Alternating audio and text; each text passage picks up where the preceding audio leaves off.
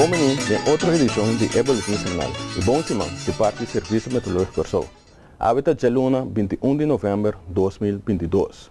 Durante a era, ressaca forte em direção norte-oeste, da que a chega à costa de nossa isla. Essa aqui a tomar lugar principalmente na costa norte e oeste. Ressaca está olhando generar para o sistema de ver que está situado leu forte em nossa área e que está chega nos costa. E por tomar nota, ribe a imagem aqui de nossa costa norte, que durante a era a condição de lamang estava mais bruto que normal. A condição de lamang lo melhora durante o dia ave e o código real para lamang bruto lo queda cancelar. Durante o próximo dia, distúrbio no nível na massa da atmosfera, lo que lo vai influenciar nas condições de tempo. Essa aqui lo soro para a formação de nuvem que lo move de vez em quando riba isla ABC e 13 momentos de aguaceiro.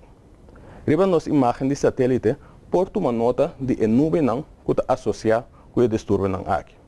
A nuvem aqui tem uma estrutura abrir, locana dentro e passa riba nos isla, tanto de Bonaire, Corso e Aruba. Essa aqui maneira indica os 13 momentos de aguaceiro.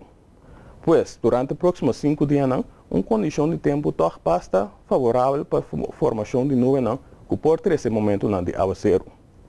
Temperatura máxima lo varia entre 29 para 30 graus Celsius e mínimo lo varia de 24 para 26 graus Celsius.